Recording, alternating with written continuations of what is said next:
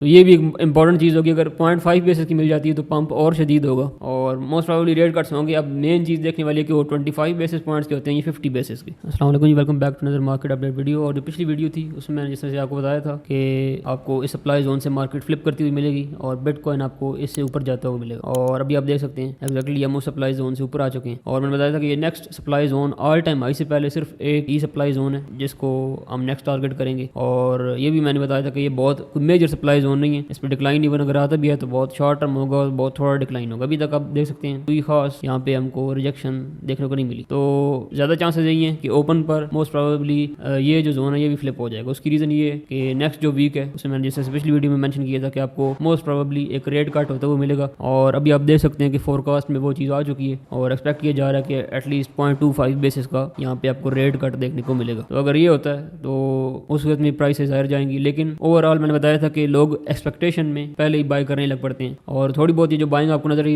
है, बहुत ज़्यादा मेजर बाइंग नहीं हो रही, बहुत एग्रेसिव बाइंग नहीं हो रही, स्लोली मार्केट ऊपर जा रही है लेकिन कोई बहुत स्पीड अभी मार्केट ने नहीं पकड़ी। तो ये एक अच्छी चीज़ है। वैसे नॉर्मली अगर बहुत अच्छा मोमेंटम पहले ही बन जाए, यानी जिस तरह से अभी एक पॉजिटिव न्यूज़ आने वाली है और पॉजिटिव न्यूज़ के रिजल्ट आने से पहले पहले एक अच्छा आपको मोमेंटम मिल जाए, तो न्यूज़ आने पर फिर वो उसका कोई बहुत ज़्यादा इंपैक्ट नज़र नहीं आता, बहुत अच्छा पंप नहीं लगता। बनस्पत इसकी अगर न्यूज़ आने से पहले मार्केट स्लो रहे, बेशक मार्केट जाती डायरेक्शन में ही रहे, यानी अब एक्सपेक्ट ये किया जा रहा है कि मार्केट हायर साइड पे जाएगी इस रेट कट के बाद। अब बेशक मार्केट पहले ही ऊपर जाने लग पड़ी है लेकिन स्लोअर ऊपर जा रही है, तो इसका मतलब ये है कि जो न्यूज़ होगी उसकी रिलीज पे हम एक बड़ा पंप एक्सपेक्ट कर सकते हैं। तो मोस्ट प्रोबेबली ये वाला जोन भी उसमें हो सकता है फ्लिप हो जाए, या हो सकता है नेक्स्ट जो वीक ओपन है उस पर भी आपको इससे फ्लिप मिल जाए, क्योंकि बहुत मेजर कोई रिजेक्शन नहीं मिल सकी। अगर यहाँ पे कोई सेलिंग का वॉल्यूम अच्छा मिलता हो तो हम कह सकते थे कि मार्केट थोड़ी रेजिस्ट करेगी यहाँ पे, लेकिन अभी तक कोई स्पेसिफिक इस तरह का जो आपको वॉल्यूम है प्रॉपर वो आपको नहीं देखने को मिल रहा। तो सेकंडली ये है कि अभी यहाँ पे जो फोरकास्ट है वो 25 बेसिस पॉइंट की है। मेरा जो ख्याल है वो ये हो सकता है 50 तक भी रेट कट मिल जाए, यानी ऑलमोस्ट 0.5 की यहाँ पे रेट कट हमको मिल सकती है। तो ये भी एक इंपॉर्टेंट चीज़ होगी। अगर 0.5 बेसिस की मिल जाती है तो पंप और शदीद होगा और जो एक अच्छा बड़ा मूव है वो आपको मार्केट में देखने को मिल सकता है, बिटकॉइन में भी, इसके अलावा गोल्ड में भी। गोल्ड भी एक्जैक्टली आप देख सकते हैं अभी तक कोई मेजर आपको सेलिंग वॉल्यूम देखने को नहीं मिला यहाँ पर भी, और मार्केट ऑलमोस्ट सिमिलर तरीके से यहाँ पे खड़ी है और इसमें भी कोई मेजर सेलिंग अभी तक नजर नहीं आई। तो ज़्यादा चांसेस ये है कि यहाँ पे भी कंटिन्यूएशन ही होनी चाहिए। अगेन एक्सपेक्टेशन में यहाँ पे भी लोग बाय करेंगे मोस्ट प्रोबेबली, और नेक्स्ट वीक ओपन ये गोल्ड में भी बुलिश हो सकता है। मेन चीज़ है कि अगर रेट कट होता है तो गोल्ड में भी बुलिश मोमेंटम के चांसेस हैं और इसमें भी एक्सपेक्ट किया जा सकता है कि प्राइस अभी मज़ीद गोल्ड की हार जाएगी। और सेम ये करेंसी पेयर के लिए भी, और इसके अलावा जो आपके इंडेक्सेस हैं जिसमें S&P 500 है, US 30 है, आप देख सकते हैं S&P 500 फिर से अपना एक नया ऑल टाइम हाई जो है वो लगा चुका है। US 30 ऑलमोस्ट सिमिलर पोजीशन में, ठीक है, और यहाँ पे ये एक रीटेस्ट मिल रहा है। आप देख सकते हैं ऑल टाइम हाई के बावजूद आपको अभी तक इन इंडेक्सेस में भी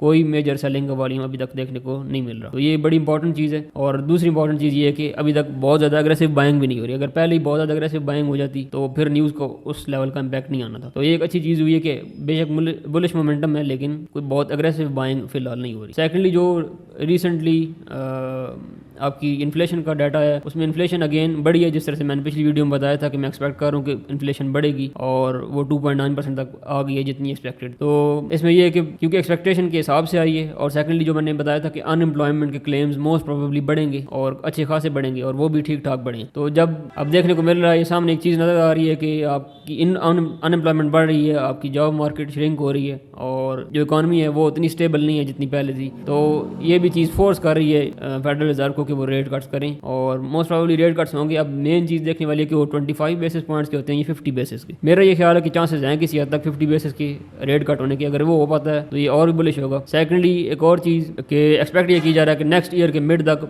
एटलीस्ट 4 से 5 रेट कट्स जो हैं वो होंगे। तो अगर ऐसा होता है तो नेक्स्ट जो आपको खास तौर पर इस साल का एंड जो आखिरी क्वार्टर है और अगले साल का पहला क्वार्टर, ये 5-6 महीने मार्केट ओवरऑल काफ़ी बुलिश हो सकती है। क्योंकि पिछली मरतबा भी जो आपको ये पंप देखने को मिला था ऑल्ट कॉइन्स में, जिसमें अगर आप यहाँ पे टोटल 3 में देखें तो लास्ट जो पंप देखने को मिला था वो पिछले नवंबर में मिला था ऑलमोस्ट। ये आप देख सकते हैं अक्टूबर नवंबर के टाइम में ये वाला पंप देखने को मिला था। ऑल्दो ये कुछ वीक्स के लिए था और इसमें भी सिर्फ एक ही रेट कट थी मेजर जो हुई थी। बहुत मेजर रेट कट्स नहीं, थोड़े बहुत रेट कट्स हुए थे, शायद 1% या 1.5% के टोटल रेट कट्स। उसके बावजूद आप देख सकते हैं एक अच्छा खासा पंप देखने को मिलता। ऑल्दो को मार्केट उस वक्त प्रॉपरली यूँ समझे कि तैयार नहीं थी पंप के लिए। अब एक चीज़ यहाँ पे ये हो रही है कि मार्केट, अगर आप टोटल 3 देखें, अब ये मार्केट मार्केट कैप है विदाउट एथेरियम एंड बिटकॉइन, ये अपने ऑल टाइम हाई के बिल्कुल करीब है। ये भी ब्रेकआउट पॉइंट पर खड़ा है बिल्कुल, और ये ऑलमोस्ट थर्ड या फोर्थ टाइम है मार्केट इसको टेस्ट कर रही है। और आप जानते हैं कि कोई भी मार्केट जब एक ही पॉइंट को बार बार टेस्ट कर रही होती है मोस्ट प्रोबेबली वहाँ से ब्रेकआउट हो जाता है। तो ये ऑलमोस्ट फोर्थ टाइम है, यहाँ पे एक मरतबा हुई थी, 2 मरतबा यहाँ पे टेस्ट हुआ था, और अब ये ऑलमोस्ट फोर्थ टाइम है। तो मोस्ट प्रोबेबली